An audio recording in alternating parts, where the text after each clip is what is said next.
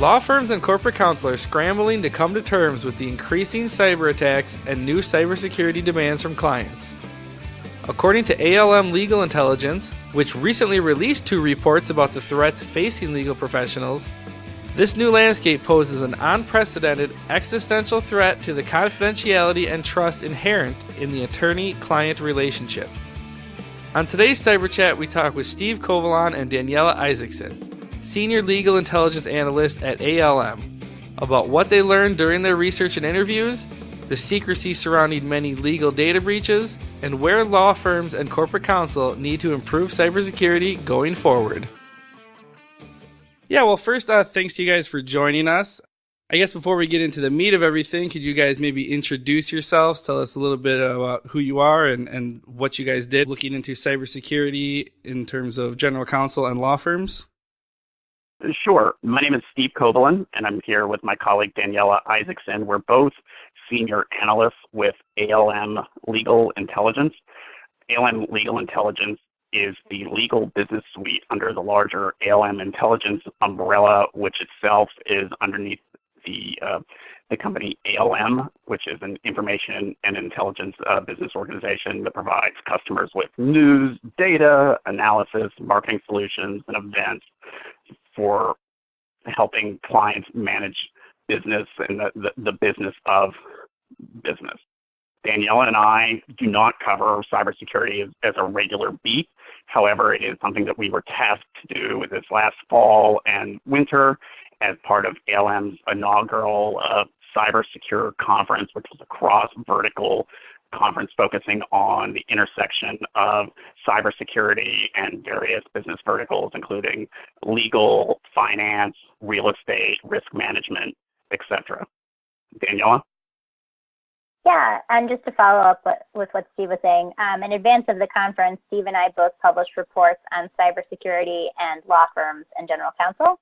Sort of addressing this intersection between cybersecurity and the law is it's not frequently addressed. I mean, typically, I think even from the legal standpoint, cybersecurity is an IT problem. And I think from both of our perspectives, that was an issue we faced in many of our interviews with GCs, with consultants, with cybersecurity experts. You know, cybersecurity is often tagged as something that should lie within the IT role only. And kind of our purpose was to figure out, well, how can we get legal more involved? How is legal getting more involved? How is outside counsel being brought to the table on this matter?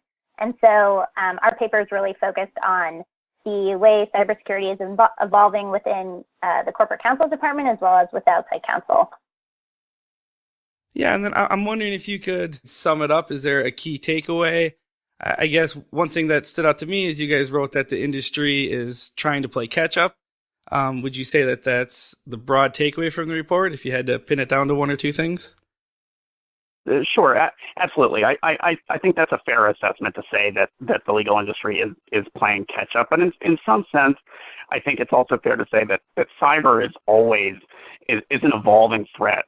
So in some respects, it's always a matter of playing catch up.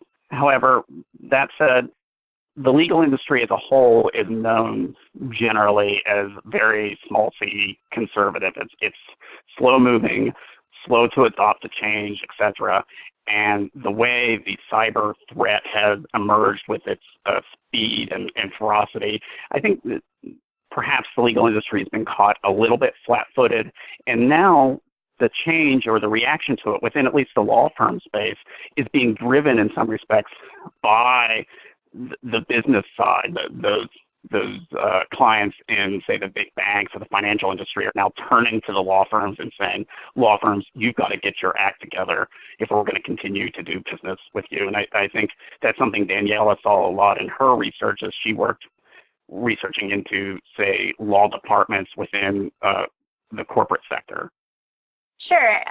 And just to follow up with what Steve is saying, I think that's definitely true. I think, companies are kind of, unsure on how to get their corporate counsel involved. I mean, there is an understanding that corporate counsel assists with the risk shifting in contracts. So that's like a key and a typical task for corporate counsel when looking at cybersecurity is to help in vendor contracts sort of shift the risk away from the corporation. So for instance, if I'm hiring cybersecurity, like a Mandiant or something, whatever, looking into the contract and just making sure if there is a breach, all of that risk, or hopefully most of that risk, is not on the corporation. And so I think one key aspect of this is that law firms have become part of that supply chain, right? So law firms have a lot of that key data, and most importantly, IP, M&A info. If any of that data is sort of hacked into, that's kind of a key security issue for corporations. And so pushing back on law firms and ensuring that law firms have their ducks in a row and that they are incorporating good cybersecurity practice has become a new area for corporate counsel. And, there was one corporate counsel that we spoke to who even said vendors that don't comply with their policies are banned from working with the company entirely. And I think that's kind of a growing understanding among corporate counsel that if law firms are a vendor and the vendor isn't, compatible with their cybersecurity policies, that's a vendor they shouldn't be working with. Yeah, I'm wondering, because you guys looked at both law firms and corporate counsel, so wondering if there's a big difference between the two in terms of the concerns that they have about cybersecurity, or if there's anything that stands out to you guys about the difference between those? I think to start, I think, one thing that people sometimes forget is that law firms are businesses, right? So law firms have the addition of working with corporate counsel to help, so advise, like a consultant, like somebody, cybersecurity expert. Not only are they corporations internally, so they have to incorporate their own cybersecurity policies, but they're also advisors in the cybersecurity world. So in that respect, law firms sort of have that dual role, that dual hat that they're wearing, whereas corporate counsel are kind of, implementing it internally and looking to them for advice. And I think, Jeff, that's something we tried to get at in some ways when we spoke to experts on the issue.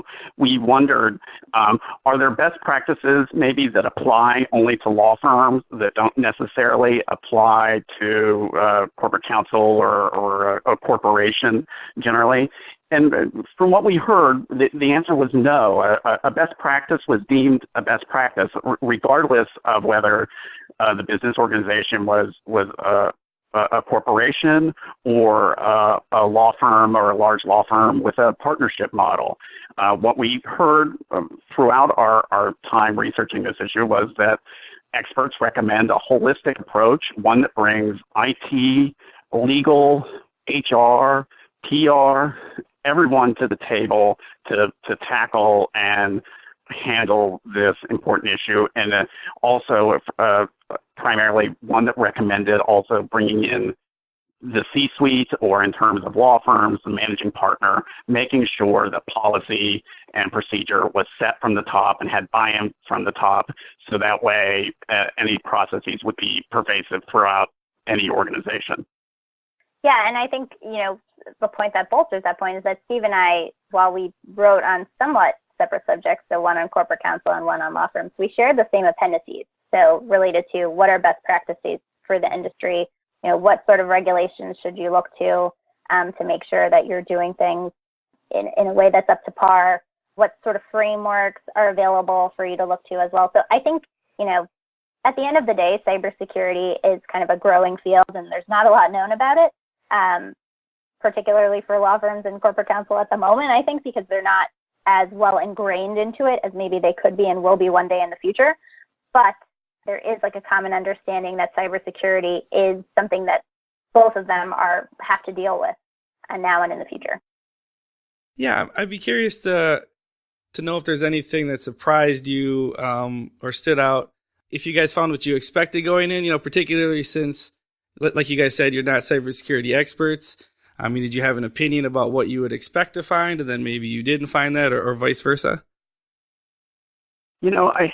I think what surprised me first and foremost was going back to the idea that the degree to which this is a supply chain management issue, and in some ways requirements for organizations to get their cyber or data security house in order are almost flowing from industry to industry through the supply chain. So, for example, we know that the financial services industry, the banking industry, or the healthcare industry, those industries are the most sophisticated on this topic. They understand that they hold and control valuable data, and that they're constantly under threat. But now, via supply chain management, they're turning to their vendors and suppliers and pushing requirements or sophistication on this issue off onto them as well, because they recognize they are only as protected as the weakest link in their supply chain. And so you're seeing things like, say, for example, consider the Target breach, which originated with an HVAC vendor. Those vendors or suppliers that aren't necessarily thinking themselves as possible victims of a cyber attack now need to think of themselves in that way because of their access to maybe clients that do house large portions of data. And I think when it comes to law firms, that can't be understated, because what they are here is they hold so much information just by the nature of their relationship that they have always been right targets. And it maybe what's a little bit surprising is that maybe the hacker community took so long or has taken so long to sort of focus on law firms as prime targets for a breach because of the information that they hold. I completely agree with Steve. And I think one of the things that stood out to us is that we know all these companies are being hacked. I mean, right, there's that famous quote that if you haven't been hacked yet, you probably have been, or whatever it is. We know they're being hacked. We know law firms are companies. So why aren't we seeing more major law firm hacks in the news, right? And so we kind of asked that question, and we were listening to that answer at Cybersecurity. And Steve, I think, brought this up the other day while we were talking about it. There was somebody from a law firm who was talking about a hack that happened at his firm. So he was discussing it at Cybersecurity, and he said, I didn't even want to tell the other partners that this hack happened. Like, this was the FBI notified us that they had found something in our system. So there's just this general level of secrecy among law firms that they aren't really talking about this issue as much as they could be, or for whatever reason. And so I think we're going to see more of this. And there was a Mandiant article that came out recently estimating that 80 of the major U.S. law firms were hacked. So this is an issue. It's just not one we're hearing about. And so, that's something we're keeping an eye on. Yeah, that's interesting that you bring that up, because I was just reading a New York Times article from earlier this year, and they basically said the same thing.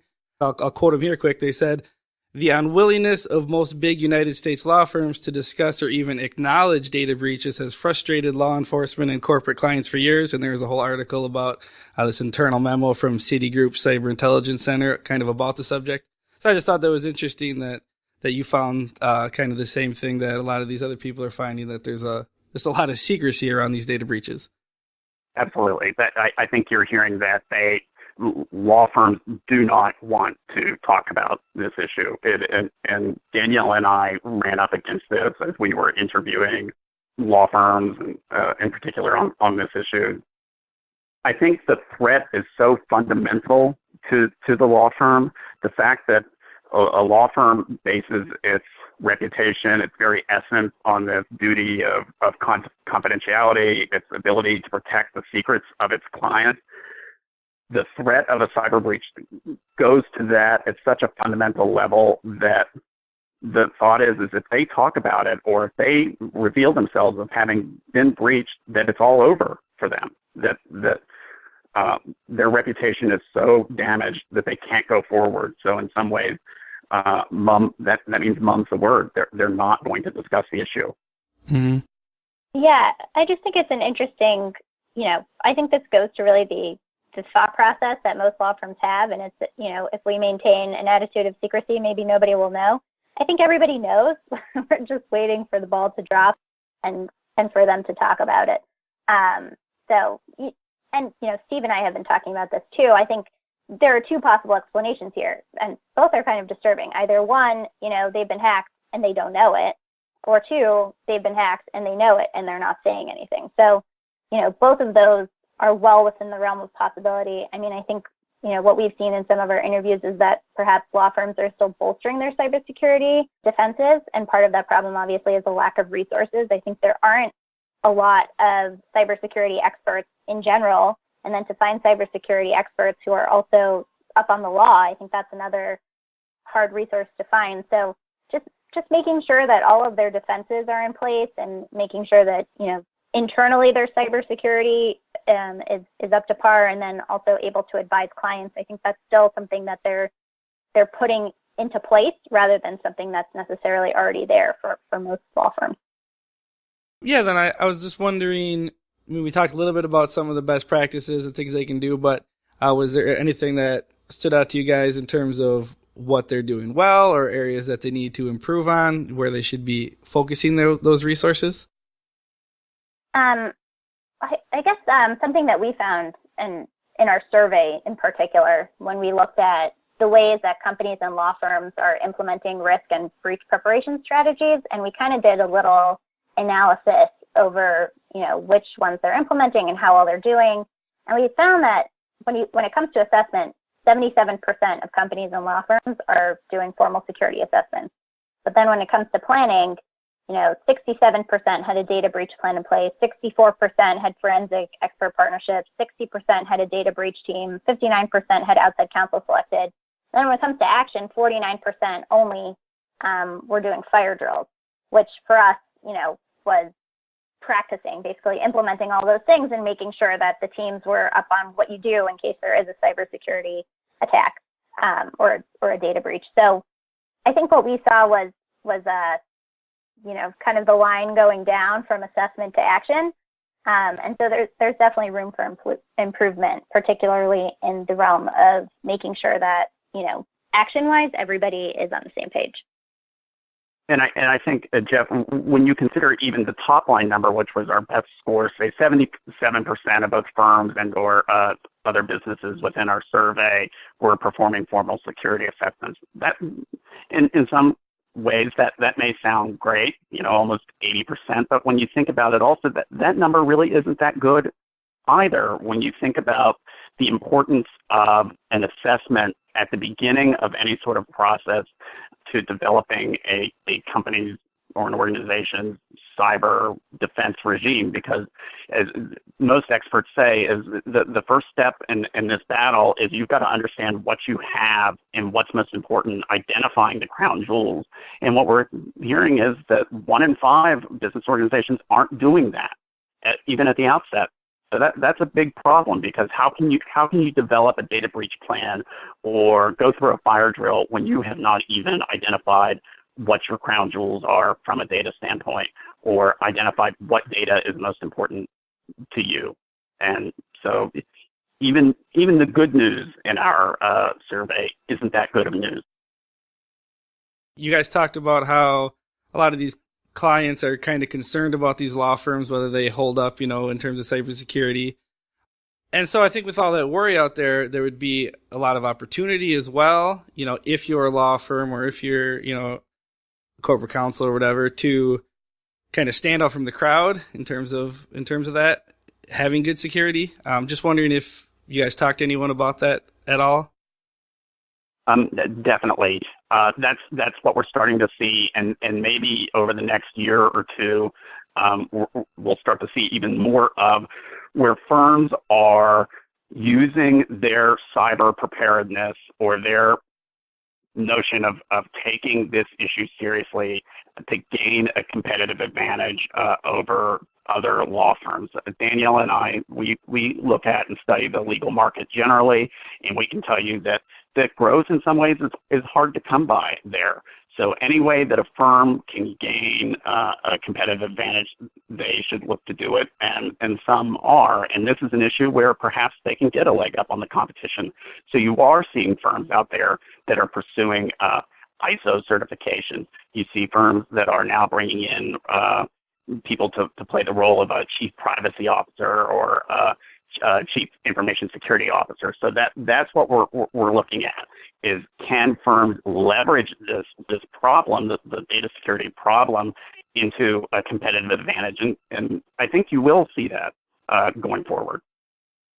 Yeah, that was it was actually the subject of a market sizing piece that we did. So, we looked at our internal data and we saw that from 2010 to 2015, the market for cybersecurity legal services for the AmLaw 200 firms increased more than 100%. So this is clearly a growing area for law firms. I think for corporate counsel, what we heard was that it's complicated. Some general counsels seem more involved than others. Obviously, from our perspective, corporate counsel should be on the team, should be assisting with the data breach plan, there are best practices that they can be involved with, but how involved compared to IT or perhaps a dedicated cybersecurity team or, another department, it really depends on the structure of the corporation, their risk management policies. I think that's a lot more dependent on the company versus when we just talk about, a cybersecurity as a practice area for law firms. Thanks, you two, for stopping by and filling us in. We appreciate you taking the time. Thank you so much. Thanks for having us. And that'll do it for this week's Cyber Chat podcast. Big thanks to Steve Kovalan and Daniella Isaacson for stopping by. And if you're interested in learning more about the reports put out by ALM Legal Intelligence, check out the link in the podcast notes. As always, the Cyber Chat podcast is brought to you by Surfwatch Labs. Surfwatch Labs delivers cyber risk intelligence solutions that help organizations understand the potential for cyber attacks, determine the impact to their business, and proactively address threats head-on. For a weekly recap of important cybercrime news, check out Surfwatch Labs' other podcast, the Surfwatch Cyber Risk Roundup. And for more information on cyber risk intelligence, check out surfwatchlabs.com.